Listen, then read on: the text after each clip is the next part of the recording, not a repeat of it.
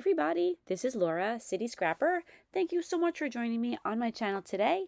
Today I have a layout that I made for Spiegelmom Scraps. This month I was a guest designer and this is my third of 3 layouts that I made for Spiegelmom Scraps. I am making yet another summer layout. I had made 2 for my first 2 layouts and I figured I was kind of in that summer mode, so I thought I would finish it off with another summer layout. So for this layout, I'm using the 49 and Market Vintage Artistry Beached collection. I first got this collection in a My Creative Scrapbook kit a while back and I absolutely loved it, so I went and bought a whole bunch of this collection so that I could make some more layouts. I'm using 2 stencils on this layout. One of the stencils is an Echo Park stencil called Sail Away, and that's the stencil that I'm using now. And I'm using some white gesso, and I'm using a sponge, and I'm dabbing the gesso through the stencil. This is to make some wave patterns in the background. And then I switch over to this Carta stencil called Collecting Starfish. And I'm doing the same thing. I'm just going to put a few areas where I have some starfish. And I just wanted to add a little something to the background. It's already so rich in color and layers, but I just wanted to add my own little touch to it. Now I'm using some watered down white acrylic paint and I'm splattering that all around the background. And I usually add quite a few white splatters when I add them to a background. Sometimes the splatters aren't very noticeable, and on this background there are some areas that are almost white, so I know that the splatters aren't going to show up too well in those areas, but they do end up being pretty visible on the final layout. I've picked out a number of die cut pieces. These pieces are again from that 49 and Market Beached collection, and I'm inking the edges of all of them with some Distress ink in Vintage Photo. And I end up using most of those pieces, but not all of them. This is the photo that I'm going to use. This photo was taken in the Dominican Republic by my older daughter Danielle, and I've been having a lot of fun scrapbooking these tropical photos. I wanted to put some layers behind my photo, but I have to admit I didn't want to cut into a lot of pieces of 12 by 12 inch paper. So instead of doing that, I used some packaging. The pink paper that you see here, that is from one of the embellishment packs for this collection. And then I had another piece of packaging. That's the tan paper, the one that I'm working with right now. I'm not sure where I got that one from. And then the green paper was a 12 by 12 inch piece of paper cut down smaller.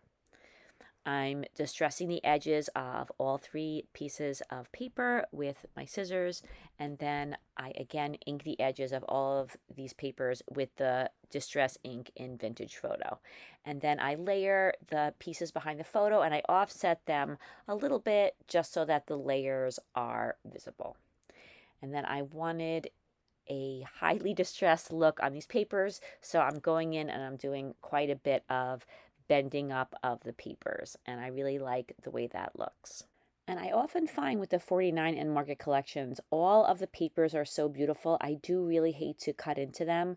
So what I've started to do when I buy 49 and Market collections is I will buy the 12 by 12 inch collection, and then I'll also buy one of the 6 by 8 inch collection packs. And that way I have the big, beautiful 12 by 12 inch papers. I don't have to cut into them because I have the 6 by 8 inch papers to layer behind the photo and for whatever else I need on the layout. As you could tell, I'm a big fan of 49 and Market.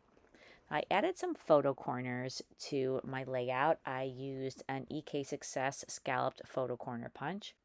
And then I made some horizontal banners. I used the same green paper that I used behind the photo, and then I used another piece of pink paper, and that was a scrap from another layout. I used a punch and some other packaging to make the border that you see underneath the pink banner, and I really like this die cut. I remember this was one of the first things that I used the first time I used this die cut pack, so I was excited to have another one. I like the way this netting looks layered behind the photo, and I'm just cutting into it a little bit just because it looked a little odd the way that it was shaped, so I thought that by cutting off a little bit of it, it would have a little bit more natural looking shape.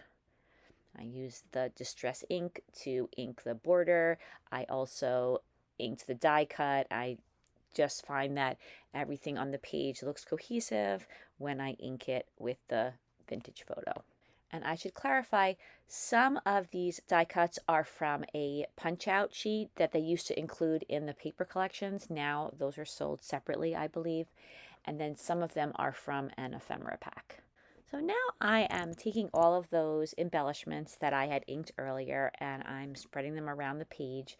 I picked out a title. It says Getting Tropical, and I thought that I should use that up because I don't know when the next time will be that I'll have these pretty tropical photos to use. I picked out some flowers. I just love these beautiful tropical looking flowers. I also picked out an anchor to go next to the title, and I have some seagulls. I don't know if there are seagulls in DR, but I love the idea of having birds flying on the page. I find that birds aren't included in collections as much as I personally would like. I love to have things like butterflies and birds, and for Halloween, bats. I love those types of things on pages. So I'm using 3 different birds. 2 are flying and one of them is standing. Right now it's standing above the title, but I'm going to switch that around a little bit. I wanted to have some smaller banners just to kind of repeat those larger banners in the upper left-hand corner. And I'm cutting them to size and I'm layering some flowers on top of them. Here I'm taking the embellishments off the page. I'm going to attach them down. To attach smaller items down to the page, I use ATG adhesive. And for larger items, I use the Spiegelmom Scraps Tear tape. And right now I'm using some of the Spiegelmom Scraps Big Mama foam tape, and I use that on a number of items on the page to pop them up. Right now I'm attaching down the banners at the top using some of the Tear tape.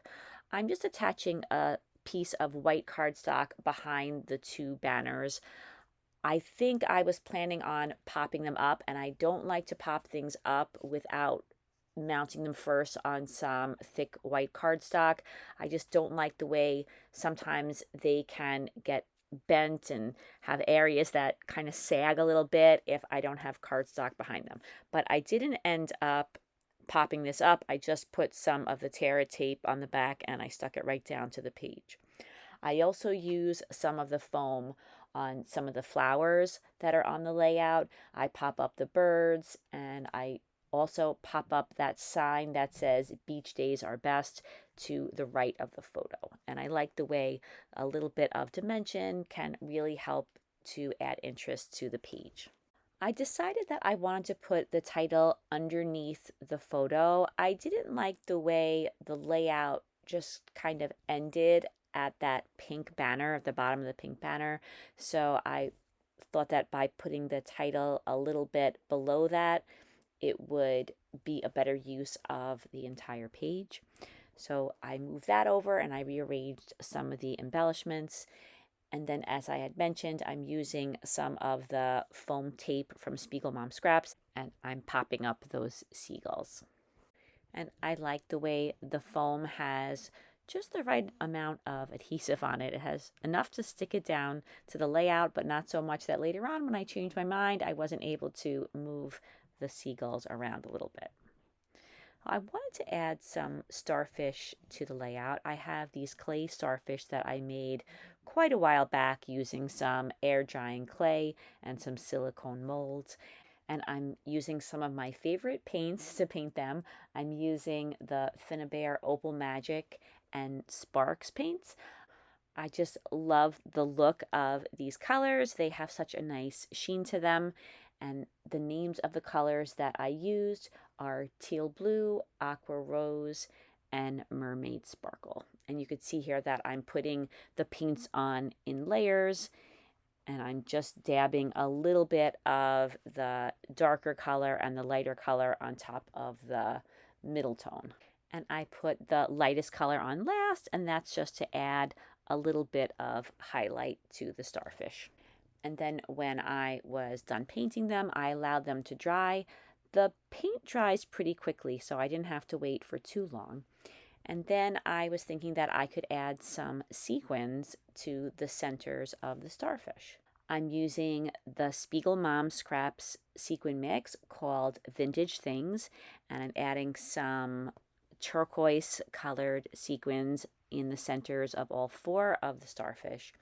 And then I pick out some very, very tiny sequins, and I put them all along the legs of just one of the starfish, the largest starfish. I just wanted to see how that would come out, and I was really happy with the results.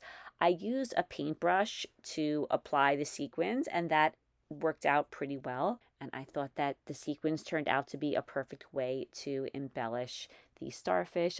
I just love the sparkle that they add. So I used some gel glue, and I picked out those really, really tiny sequins, and I put 2 or 3 sequins on each leg of the starfish. And now I'm placing those 4 starfish on the layout. And I have to say that I think the sequins make that starfish look super cool. I used some Glossy Accents to glue the starfish down to the page.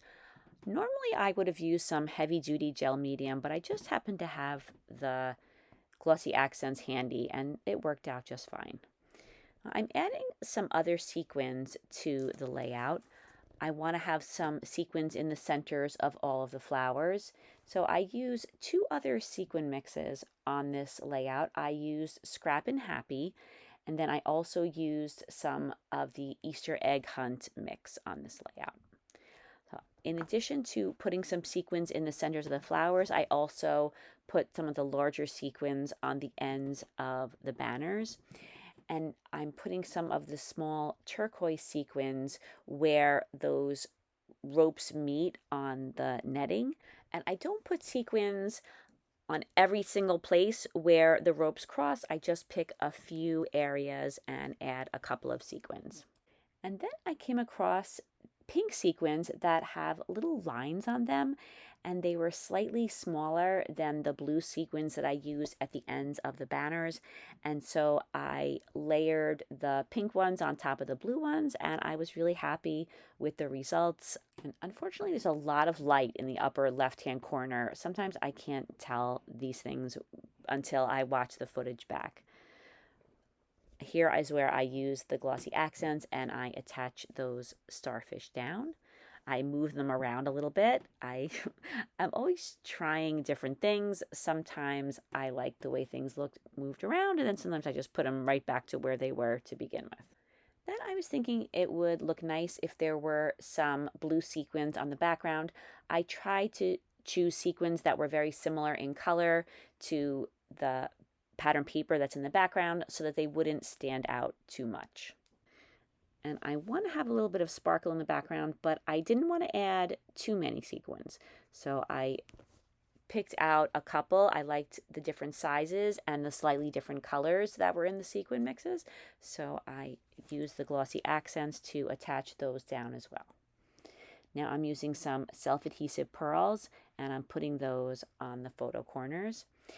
And then I had a number of pink and blue pearls that I had pulled off another layout, and I thought I would try layering the tiniest pearls in the centers of some of the sequins. You can still see the sequin, and you could still see the shine of the sequin, but I like the idea of adding that little finishing touch. And so because I liked it when I tried it with the pink pearls, I then went back and I grabbed some of the tidy blue pearls, and I put those in the centers of the starfish.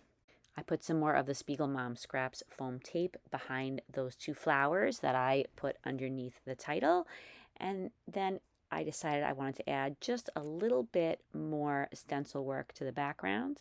Sometimes it's not until after I have already created most of the layout that I can figure out where I think those stenciled images would look best, and that does make it a little bit harder than when there's nothing on the layout, but I was able to go back in and add some more gesso through those stencils.